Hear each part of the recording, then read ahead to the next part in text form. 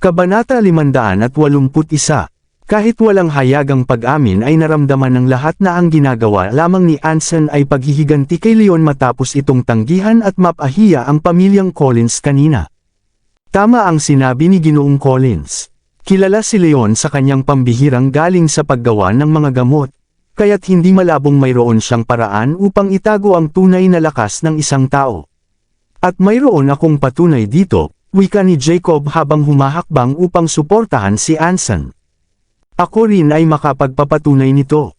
Minsan na akong nakalaban si Leon, at noong panahong iyon ay nasa mababang antas pa lamang siya ng kakayahan, ngunit ipinakita niya ang lakas na karaniwang taglay lamang ng mga nasa tuktok ng likas na kakayahan. Hindi ko siya naging kapantay sa labanan, dagdag pa ni Theodore na sumali rin sa usapan. Tila tapat ang kanilang mga pananalita. Sinasabi nila ang katotohanan dahil tunay ngang nakaharap nila si Leon noon at natalo ng malaki sa pakikipaglaban. Ngunit hindi nila alam na ang dahilan nito ay ang espesyal na pamamaraan ng pagsasanay na tinatawag na sining ng pantas. Sa halip ay inakala nilang mayroong lihim na paraan ng binata upang itago ang kanyang tunay na lakas at antas. Ano ang sinasabi ninyo? Totoo ba ang mga ito? Labis na naguluhan ang lahat sa kanilang narinig. Dahil sa mataas na pagtingin ng marami kina Jacob at Theodore ay hindi nila inakalang magsisinungaling ang mga ito sa harap ng napakaraming tao. Posible kayang peke lamang ang pag-abot ni Harvey sa antas ng panimulang dakilang mandirigma. Maaaring totoo iyan. Sa katunayan ay tila may kakaiba sa takbo ng mga pangyayari. Muli ay nag-alinlangan ang isipan ng mga naruroon. Batid nilang si Leon ang dakilang dalubhasa sa paggawa ng mga gamot na matagal nang nakalimutan ng marami, kaya't hindi malabong mayroon siyang kaalaman upang baguhin o itago ang tunay na lakas ng isang tao. Bukod dito ay matagal nga bago nagkaroon ng pagbabago si Harvey, at sa huling sandali pa lamang ito nangyari, kaya't madaling magdulot ng pagdududa. Nang makitang muling napukaw ang pag-aalinlangan ng lahat ay hindi na nakapagpigil sa galit si Harvey. Anson, dahil pinagdududahan mo ang aking kakayahan, bakit hindi tayo magharap sa labanan? Bakit hindi? Sagot ni Anson nang may pagmamataas. Tiyak siyang nagkukunwari lamang si Harvey, kaya't hindi siya natatakot na matalo. Kung iyan ang nais mo ay ibibigay ko sa iyo ang pagkakataong maramdaman ang katotohanan. Tumawa ng malakas si Harvey habang dumarami at tumitibay ang kanyang lakas na handang tumugon sa hamon. Nais niyang mapatahimik ng tuluyan si Anson. Hindi mo ako matatakot, Harvey. Matagal na tayong magkapareho ng antas ng lakas. Kung matalo mo ako ngayon ay babawiin ko ang aking mga sinabi. Ngunit kung hindi ay mapapatunayang may katotohanan ang aming hinala. Ilang sandali na lamang ay maaari nang mapahamak si Leon, ngunit nasira muli ang kanilang plano dahil sa biglaang pagbabago kay Harvey. Kung mapatunayang peke lamang ang lahat ay magandang pagkakataong ito upang ibagsak ang pangalan ng binata. Mabuti naman kung maglalaban kayo. Ito ang pinakamahusay na paraan upang malaman natin kung totoo ang lahat ng ito o hindi, mahinahong wika ni George. Nanatili pa rin ang kanyang galit kay Leon matapos itong tumanggi sa kanyang alok kanina. Kung mapatunayang nagkukunwari lamang si Harvey ay magandang pagkakataon ito upang parusahan ang binata at ang kanyang kumpanya. Ngunit sa kabilang panig ay mayroon din siyang pag-aalala.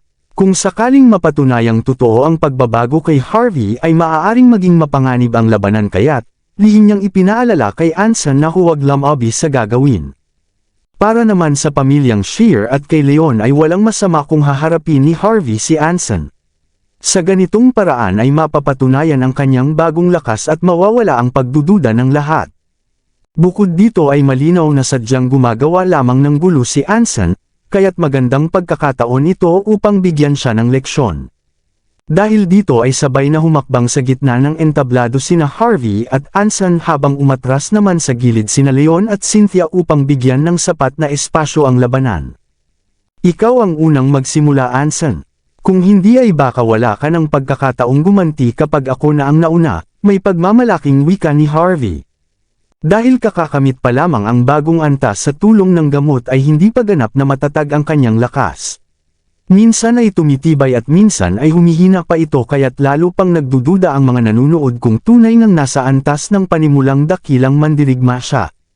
Mga kasinungalingan, Dahil ikaw mismo ang humahangad ng kapahamakan ay tutulungan kitang makamit ito, mapanghamong sagot ni Anson. Ramdam din niya ang kawalan ng katatagan ng lakas ni Harvey, kaya't lalo siyang natiyak na niloloko lamang sila ng kalaban.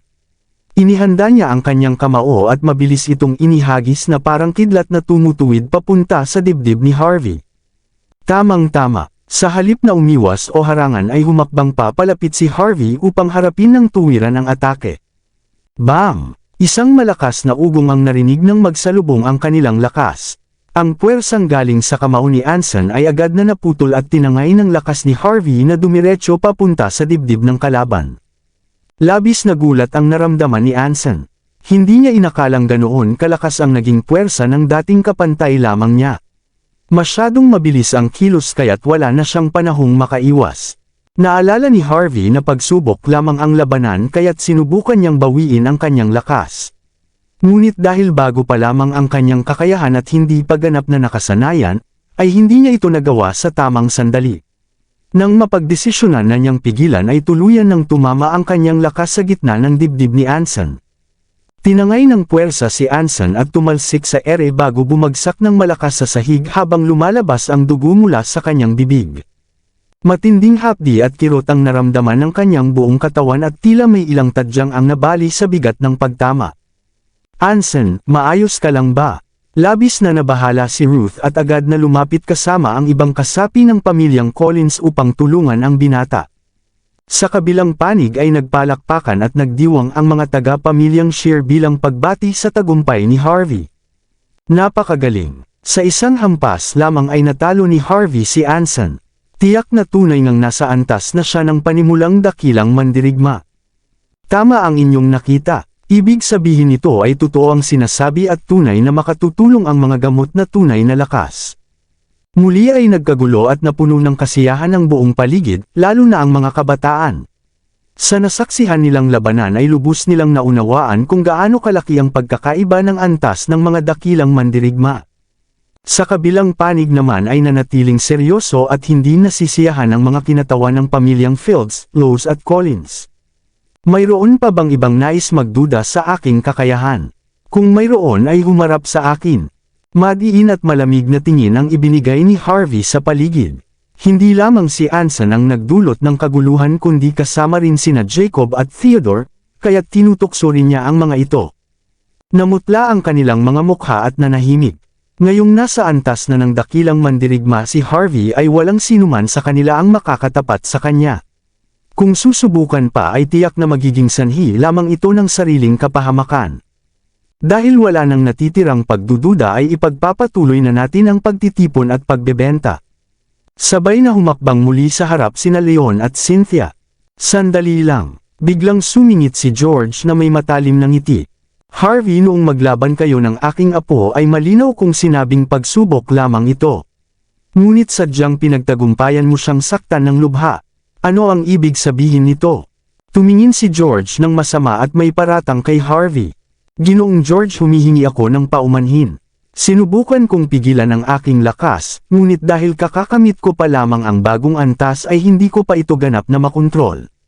Ang pananakit kay Anson ay hindi sinasadya ngunit hindi may kakaila na may pagkukulang ako, sagot ni Harvey habang yumuyuko bilang paghingi ng tawad. Paghingi lamang ng paumanhin, sapat ba iyan? Hindi mahalaga kung sinasadya mo man o hindi ngunit, kailangan mong panagutan ang iyong ginawa. Tumaas ang boses ni George at sabay na kumalat ang kanyang lakas na tila bumalot sa buong paligid at dumagan sa dibdib ni Harvey. Lumayo ka, matandang Collins. Sa ganitong uri ng labanan ay hindi maiiwasan ang pagkakasugat. Bukod dito ay malaya at patas ang labanan. Natalo ang iyong apo at ang tanging dapat sisihin ay ang kanyang kakulangan sa galing. Sumingit si Benedict habang humahakbang upang harangan, ang puwersang ibinubuga ni George. Ang aking apo ay kulang sa galing. Mabuti naman, nais kong makita kung gaano kalakas ang inyong panig. Mapanghamong tumawa si George. Ano ang ibig mong sabihin? Nais mo bang makipaglaban sa mas nakababata sa iyo? Matandang Collins, hindi kami aatres sa anumang hamon. Nagulat si Benedict nang mapagtanto ang balak ng kalaban. Sa isang sinyas ay agad na humarap ang mga matatandang mandirigma ng pamilyang Shear upang bumuo ng pader ng proteksyon sa harap ng mga bisita. Sa isang iglap ay lalong tumindi ang tensyon sa buong paligid. Huwag kang mag-alala, matandang Shear. Hindi ako bababa sa antas na makikipaglaban sa mga kabataan. Hindi pa tayo ganoon kaubusan ng dangal. Malamig na sagot ni George. Ang mga makapangyarihang pamilya ay laging nag-iingat sa kanilang pangalan at dangal. Bilang kinatawan ng mas nakatatanda ay hindi nararapat na harapin niya ang mas bata sa harap ng maraming tao. Kung gagawin niya ito ay magiging kahiya-hiya ito para sa kanilang angkan, at magiging katatawanan ng buong lungsod. Hindi niya ito gagawin. Bukod dito ay hindi rin mahina ang pamilyang Shear. Kung magsisimula ng gulo ay walang makukuhang pakinabang ang mga Collins sa pagtunggalian ng dalawang panig. Kung gayon, ano ang iyong nais mangyari? Nagtanong si Benedict na puno ng pagdududa. Sinabi mo na ang nararapat ay makipaglaban sa kapantay. Kaya naman ipapasa ko ang hamon na ito sa mga kabataan. Huwag kang mag-alala, Lolo. Gagawin ko ang lahat upang panagutan niya ang kanyang ginawa kay Anson. Tumango si Ruth habang tumitingin ng mariin kay Harvey sa harap ng lahat. Harvey Shear, hinahamon kita sa isang labanan. Itinuro ni Ruth ang kalaban habang ang kanyang magandang mukha ay puno ng seryosong paghamon. Ako ang iyong hahamonin. Tumuro rin si Harvey sa kanyang sarili na tila nagulat sa pangyayari. Kahit kilala si Ruth bilang may likas na talino at galing sa pakikipaglaban, bilang isang dalaga ay hindi siya mahilig makipagpaligsahan. Hindi siya madalas sumali sa mga pampublikong labanan kaya't kaunti lamang ang nakakaalam ng kanyang tunay na lakas at antas. Bukod sa kanyang sariling pamilya ay walang sinumang nakakaalam ng tunay na antas ng kanyang lakas. Hindi nila alam na matagal na palang naabot ni Ruth ang tuktok ng likas na kakayahan. Ang tanging alam ng lahat ay ang kanyang pagiging isa sa 4 na pinakamagagandang dalaga sa lungsod. Ang kanyang ganda ay mas kilala at mas pinag-uusapan kaysa sa kanyang galing sa pakikipaglaban. Kakaiba naman ang nangyayari. Nasa antas na ng panimulang dakilang mandirigma si Harvey at siya ang una sa kanilang henerasyon na nakamit ito. Kahit sina Anson o Theodore ay hindi na makakatapat sa kanya. Bakit naman ipinapadala pa ng pamilyang Collins si Ruth upang hamunin siya? Ano ang ibig sabihin nito? Sino ang makapagsasabi? Marahil ay labis ang galit ni Ginoong Collins kaya't ipinapadala ang kanyang apo upang ipahiya ang mga Shear. Kahit manalo si Harvey ay hindi ito maituturing na marangal na tagumpay. Nagkatinginan ang mga naruroon na puno ng pagtataka sa biglaang pagbabago ng takbo ng mga pangyayari. Kahit na alam nila ang tunay na lakas ni Ruth ay hindi pa rin ito makapagbabago ng sitwasyon. Kahit nasa tuktok na siya ng likas na kakayahan ay nasa mas mataas na antas na si Harvey, kaya't malinaw na wala siyang pag-asa. Bukod dito ay mas matanda ng 5 hanggang 6 na taon si Harvey kaysa kay Ruth. Kung sakaling manalo laban sa dalaga ay hindi ito magiging dahilan ng pagmamalaki. Ngunit kung sakaling matalo naman ay magiging katatawanan ng buong pamilyang Shear sa buong lungsod. Sa katotohanan ay walang sinumang nag-isip na maaaring matalo si Harvey. Sa kasalukuyan ay wala pang makakatapat sa kanyang lakas. Lolo, nasa tuktok pa lamang ng likas na kakayahan si Ruth. Hindi magandang ideya na ipaharap siya kay Harvey, mahinang paalala ni Anson habang hawak ang kanyang nasaktang dibdib. Tama ang sinabi niya, Ginoong Collins, mas mabuting itigil na lamang ito, dagdag pa ng ibang kasapi ng pamilya. Kahit na hindi masyadong nakakahiya kung matalo si Ruth ay mas nababahala sila na baka masaktan ito ng lubha sa kamay ni Harvey tulad ng nangyari kay Anson. Huwag kayong mag-alala, magiging maayos si Ruth, mahinahong tiyak na sagot ni George. Ngunit, nais pa sana nilang magsalita ngunit nang makita ang matatag na paninindigan ng matanda ay wala na silang ibang nagawa kundi tumahimik. Sa gitna naman ng entablado ay mapang-asar na ngumiti si Harvey. Binibining Collins, wala kang pag-asang makalaban sa akin. Pinapayuhan kitang umatras habang may pagkakataon pa. Kasing edad lamang ni Cynthia si Ruth kaya't inaakala ni Harvey na nasa parehong antas pa lamang ito ng kakayahan. Sa kanyang bagong lakas ay madali lamang para sa kanya na mapagtagumpayan ang dalaga. Handa akong umatras sa kondisyong putulin mo ang iyong sariling braso bilang kabayaran sa pananakit kay Anson. Kung gagawin mo iyan ay matatapos na ang lahat. Putulin ang sariling braso bilang kabayaran. Imposible. Labis na nagalit si Harvey sa narinig. Kung ganoon ay makikita natin kung sino ang huling tatawa. Mapanghamong sagot ni Ruth at agad na inihanda ang kanyang sarili sa pakikipaglaban. Ikaw, namutla ang mukha ni Harvey. Naiintindihan niya ang bigat ng sitwasyon. Kung a-actress pa siya ngayon ay maituturing siyang duwag at makakasira sa pangalan ng kanilang pamilya. Ikaw ang unang magsisimula, binibining Collins. Bibigyan kita ng 3 pagkakataong umatake, bago ako tutugon. Inilagay ni Harvey ang kanyang mga kamay sa likuran bilang tanda ng paggalang at upang mapanatili ang dangal ng kanyang pamilya sa harap ng lahat. Kabanata 585. Napaka-ginoong ugali. Hindi nakapagtataka kung bakit si Ginoong Shear ay itinuturing na isa sa mga pinakamahusay na kabataan sa lungsod. Hindi napigilan ng mga manunood na purihin ang ipinakitang kagandahang asal ni Harvey. Mabuti kung ganoon. Dahil ikaw mismo ang humiling nito, huwag mo akong sisihin kung mapapahiya ka. Ngumiti si Ruth at sa isang iglap ay tila kidlat na lumapit sa harap ni Harvey. Itinaas niya ang kanyang kamao at ibinagsak ito nang may lakas na nagpadala ng daluyong ng kapangyarihan papunta sa dibdib ng kalaban. Dahil minaliit niya ang kakayahan ng dalaga ay pumayag si Harvey na siya ang unang umatake sa pag-aakalang hindi ito makapagdudulot ng malaking pinsala. Ngunit nang maramdaman niya ang bigat ng lakas na nagmumula kay Ruth ay biglang namutla ang kanyang mukha. Antas ng panimulang dakilang mandirigma. Labis na gulat ang naramdaman ni Harvey. Kahit sa kanyang mga pangarap ay hindi niya inakalang nasa ganap na antas na rin ng kakayahan si Ruth. Ang mas malala pa ay dahil sa kanyang pagmamaliit ay hindi siya nakahanda, at hindi nakaiwas sa atake. Nang mapagtanto niya ang panganib ay huli na ang lahat. Mabilis na yumuko at kumiling si Harvey upang makaiwas, ngunit tila sumunod ang daloy ng lakas ni Ruth at tumama ng tuwid sa gitna ng kanyang dibdib. Napasinghap si Harvey at tulad ni Anson ay lumabas ang dugo mula sa kanyang bibig habang tinatangay ng puwersa ang kanyang katawan paatras. Kahit nakatayo pa rin ay napaatras siya ng ilang hakbang bago muling makabawi ng balanse. Muli ay nagkagulo ang buong paligid sa nasaksihan. Nasa antas na ng dakilang mandirigma.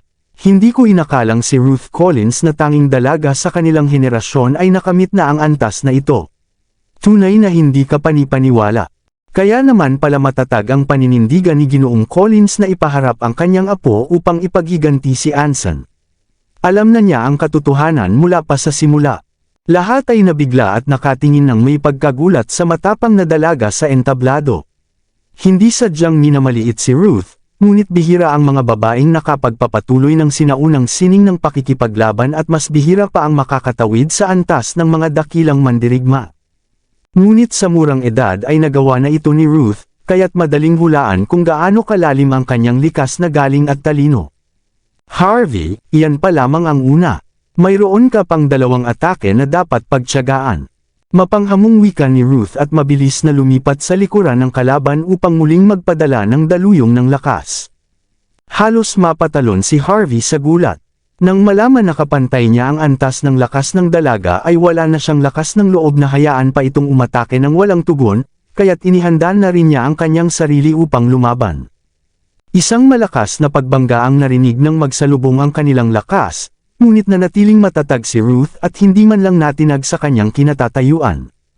Sa kabilang panig ay napaatras ng mahina si Harvey, habang nararamdaman na tila gumugulong ang kanyang mga laman loob sa tindi ng puwersa. Muli ay napasinghap siya at lumabas ang dugo mula sa kanyang bibig. Kahit pareho silang nasa antas ng panimulang dakilang mandirigma ay kakakamit pa lamang ito ni Harvey at hindi pa ganap na nakasanayan at nakokontrol ang kanyang bagong lakas. Sa kabilang dako ay iba ang kalagayan ni Ruth. Nanatili siya sa tuktok ng likas na kakayahan sa loob ng mahigit 4 hanggang 5 taon bago tuluyang nakatawid. Dahil sa kanyang likas na galing ay mabilis niyang nakontrol at napauunlad ang kanyang lakas matapos ang pagbabago. Malinaw kung sino ang may higit na kalamangan sa labanang ito. Hindi mo ba sinabing bibigyan mo ako ng 3 pagkakataong umatake, Harvey? Ano ang nangyayari? Hindi mo na kayang tiisin pa? Mapang-asar na tanong ni Ruth. Ako, namula ang buong mukha ni Harvey sa hiya at sakit. Malinaw na wala siyang kakayahang makipagsabayan kay Ruth, At bukod dito ay nasugatan na siya mula sa unang atake. Kung hahayaan pa niyang magpatuloy ang dalaga ay maaaring maging banta na ito sa kanyang buhay. Binibining Collins, humahanga ako sa iyong lakas at galing. Hindi madali para sa isang dalaga na makatawid sa antas ng mga dakilang mandirigma. Wala akong kakayahang makipagsabayan sa iyo, kaya't tinatanggap ko ang aking pagkatalo. Bumantong nang hininga si Harvey at tahimik na inamin ang kanyang pagkabigo.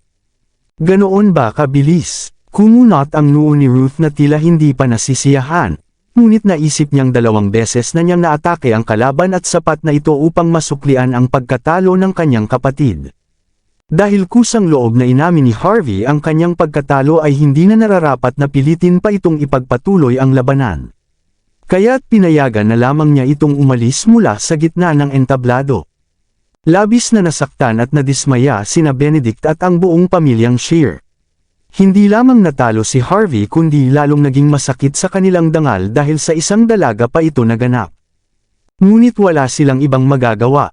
Si Harvey ang pinakamalakas sa kanilang henerasyon at kung siya ay natalo ay wala nang ibang makakaharap pa kay Ruth. Mga kahiya-hiyang pangyayari. Namula ang buong mukha ni Cynthia sa matinding galit. Nais din niyang ipaghiganti ang kanyang kapatid tulad ng ginawa ni Ruth, ngunit alam niyang wala siyang sapat na lakas. Kung siya pa ang humarap ay tiyak na mas malala pa ang magiging kahihinatnan. Isang tunay na kahangahangang tagumpay. Maging si Leon ay labis na nagulat at hindi napigil ang tumingin muli kay Ruth habang ito ay dumadaan. Marami na siyang nakilalang mahusay na mandirigma sa iba't ibang lugar, ngunit hindi pa niya narinig na mayroong nakakamit ang antas ng dakilang mandirigma sa ganitong murang edad.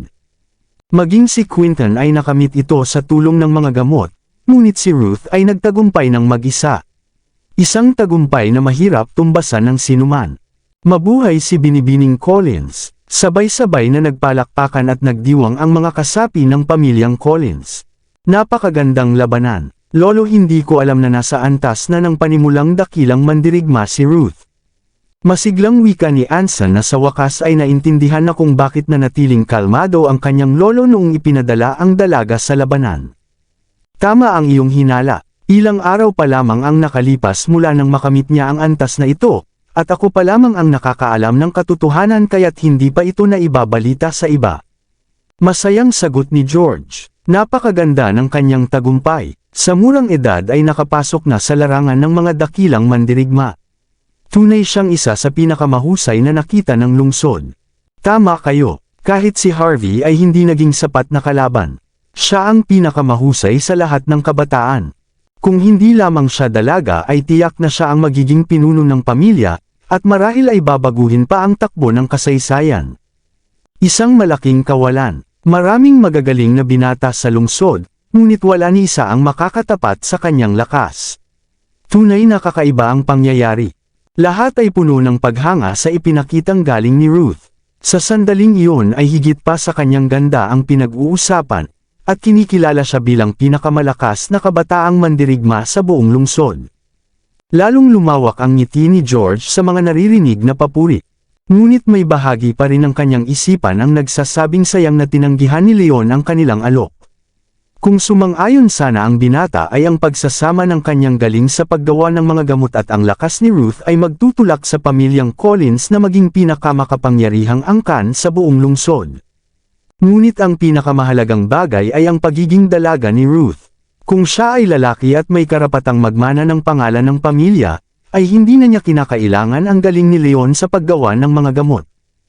Ang sining ng paggawa ng gamot ay kapaki-pakinabang lamang ngunit hindi hihigit sa kahalagahan ng paghubog ng lakas at galing sa pakikipaglaban.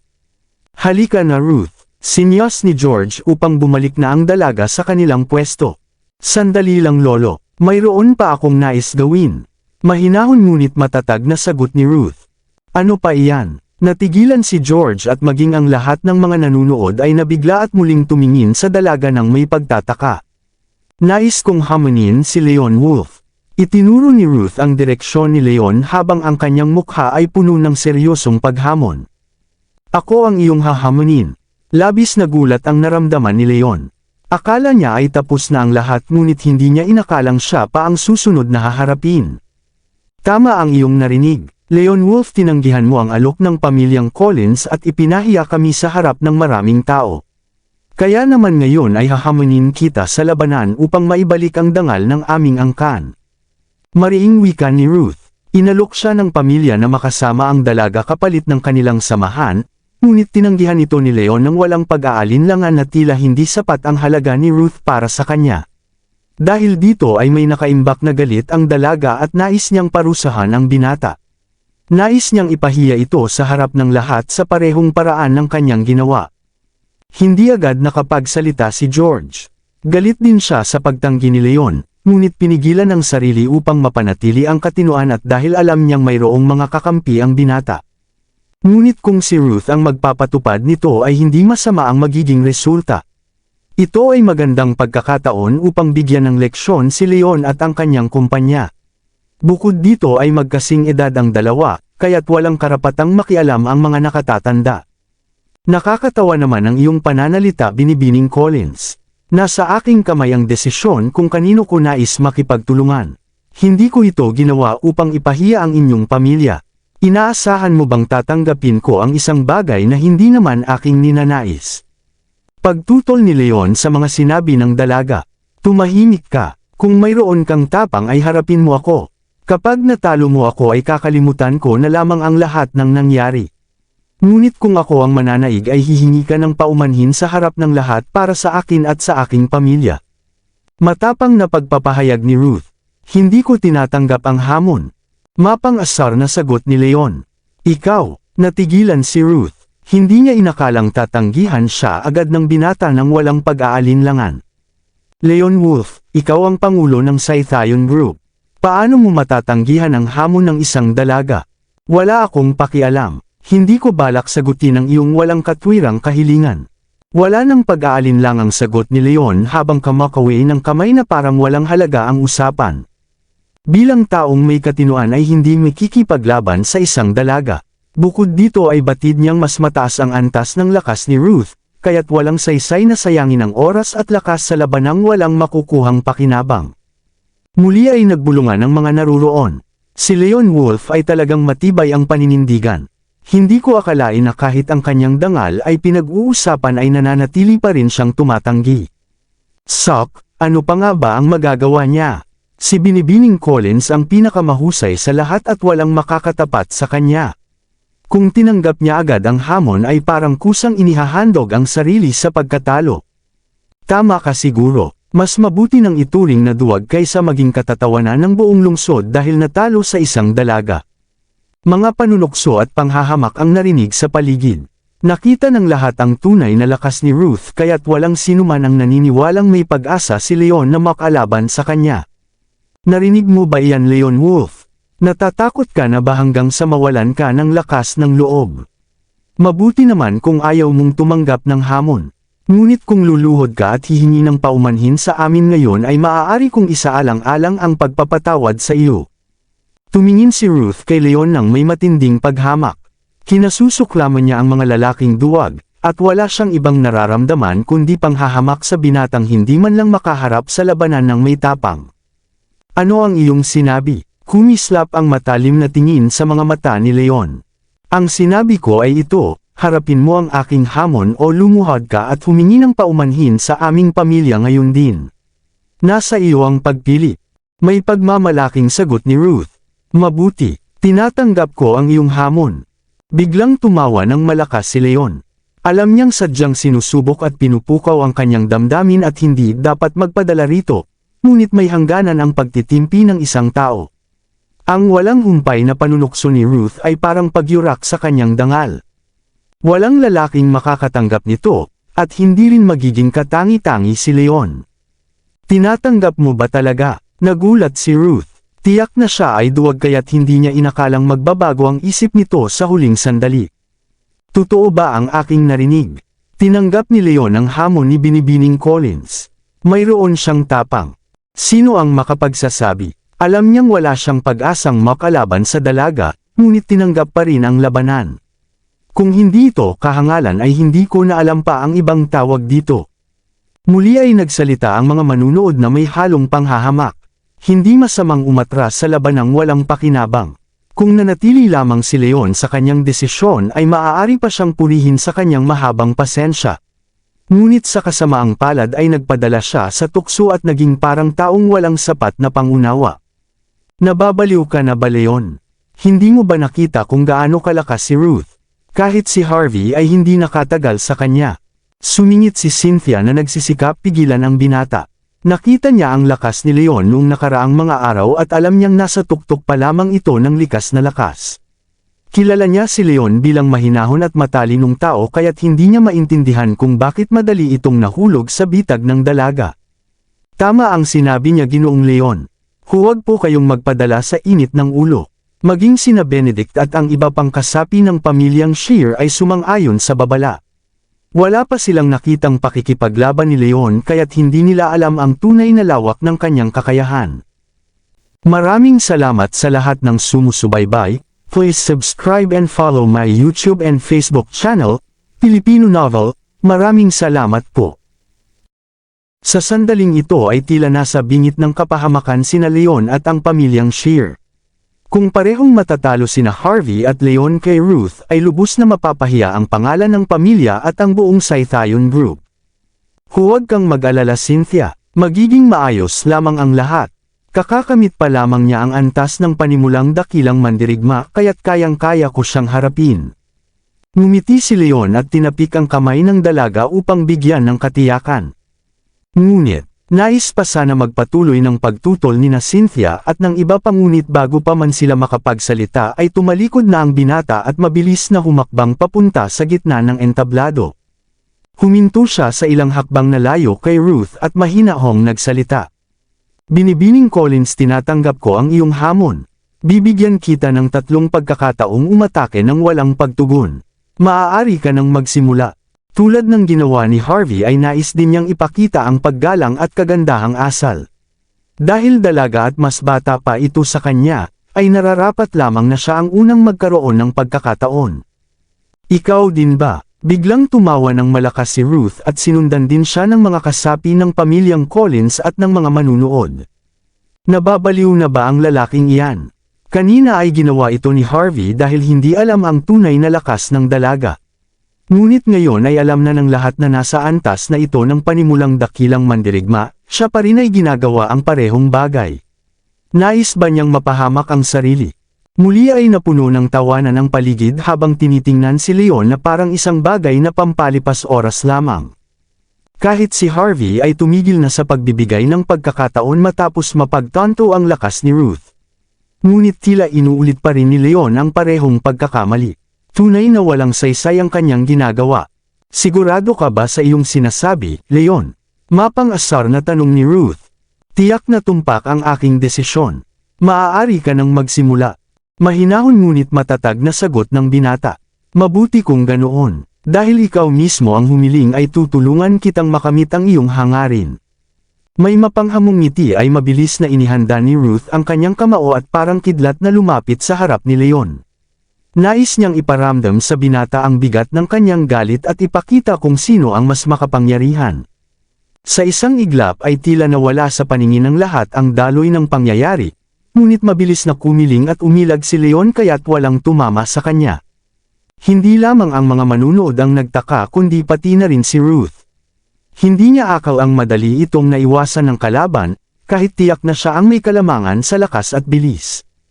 Subukan mo pa ito. Naging seryoso at mas madilim ang mukha ng dalaga habang muling humahanda ng panibagong atake. Sa pagkakataong ito ay mas pinalakas at pinabilis ang kanyang paghampas na lumikha ng makapal na ulap ng dalisay na lakas na bumabalot sa paligid. Ngunit nanatiling kalmado si Leon at mabilis na gumalaw sa pagitan ng mga alon ng lakas na tila walang kahirap-hirap. Muli ay naiwasan niya ang bawat hampas na parang walang nangyayari. Hindi ako makapaniwala. Muli niyang naiwasan ang pag-atake. Napatulala ang lahat sa kanilang nakita. Sa pagkakataong ito ay mas malinaw na nakita ang bilis at liksi ng galaw ni Leon na tila lumulutang lamang sa hangin. Sandali lang. Wala akong maramdamang anumang daloy ng lakas na nagmumula sa kanya. Ano ang ibig sabihin nito? Kabanata 570. Isang sigaw ang narinig mula sa mga manunood na nagpabalik sa lahat sa katotohanan. Sa tuwing may labanan ay laging nararamdaman ang daloy ng lakas ng bawat mandirigma, ngunit sa pag-iwas ni Leon ay wala ni Katie Ting na bakas ng kanyang sariling lakas ang nadama ng sinuman. Tunay na hindi ka panipaniwala, lahat ay natigilan sa kakaibang pangyayaring ito. Ngunit agad na naalala ng lahat ang sinabi ni na Jacob at Theodore na mayroong espesyal na kakayahan si Leon upang itago o baguhin ang kanyang tunay na lakas. Ito ang naging paliwanag ng marami. Ang pagtatago ng lakas ay hindi itinuturing na pambihirang galing, dahil wala itong ibang gamit kundi itago lamang ang tunay na antas ng kakayahan, kaya't hindi ito pinag-uukulan ng pansin. Ngunit hindi alam ng sinuman na hindi iyon ang ginagawa ni Leon. Wala siyang alam sa pagtatago ng lakas, ang kanyang taglay ay higit pa sa karaniwang sining ng pakikipaglaban, ang tinatawag na sining ng pantas. Kung malaman ng lahat ang katotohanan ito ay gagawin nila ang lahat, kahit na magbuwis pa ng buhay, upang makuha ang ganitong kapangyarihan. Ito ang dahilan kung bakit matagal na panahong itinago ni Leon ang kanyang tunay na pinagmulan at kakayahan. Mayroon ka pang isang pagkakataong natitira, binibining Collins. Mahina hong paalala ni Leon habang nakatingin sa dalaga. Leon Wolf, 2 beses mo akong naiwasan at kahanga-hanga iyan, ngunit hindi ko pa inilalabas ang buong lakas ko. Ayaw kitang sakta ng lubha o mapatay kung ipakita ko ang tunay kong galing, ngunit sa pagkakataong ito ay wala na akong pipigilan pa. Mapanghamong wika ni Ruth. Matapos ang 2 atake ay hindi na niya minamaliit ang kakayahan ng kalaban. Itinipon niya ang lahat ng lakas sa kanyang mga palad at naghanda ng hampas na maaaring maging mapanganib. Handa na akong harapin ang iyong gagawin. Ngumiti si Leon na tila walang halong pag-aalala sa mga banta ng dalaga. Magpaalam ka na sa iyong buhay. Inilabas ni Ruth ang buong lakas na kanyang taglay na bumuo ng isang umiikot at maningning na ball, ang kapangyarihan na mabilis na lumipad patungo kay Leon. Hindi tulad ng naunang mga atake ay puro at buo ang lakas na ito na walang pag-aalinlangang humahabol sa kalaban. Mabilis na umatras si Leon upang makaiwas, ngunit tila may sariling isip ang lakas ni Ruth at sumunod sa bawat galaw niya. Kahit gaano pa siya lumayo ay nananatiling malapit ang panganib sa kanyang dibdib. Kung hihinto siya kahit sa isang iglap lamang ay tiyak na matatamaan siya. Tapos na ang kanyang pag-asa. Umiling ang lahat habang nanunood. Nakikita nilang unti-unti nang nauubos ang lakas ni Leon at kahit makaiwas pa ay tiyak na mapapagod at masasaktan ito sa huli. Sa huling sandali ay mabilis na kumiling si Leon at lumapit sa mismong palad ni Ruth. Dumaan siya ng maayos sa tabi ng kanyang braso hanggang sa makalampas at makapwesto sa likuran ng dalaga. Nawalan ng patutunguhan ang lakas ni Ruth at tuluyang naglaho. Kung mag-aatake pa siya ay hihigit na ito sa itinakdang 3 pagkakataon at labag sa kasunduan. Mga kaiyahiyang pangyayari, hindi ako makapaniwalang nakaiwas ka pa rin. Tinadyakan ni Ruth ang sahig sa tindi ng galit. Nagamit na niya ang lahat ng kanyang pagkakataon kaya't wala na siyang ibang magagawa kundi huminto. Hindi ako makapaniwala, naiwasan niya ang lahat ng 3 atake. Napatulala ang lahat sa nasaksihan at tila hindi makapaniwala sa kanilang mga mata.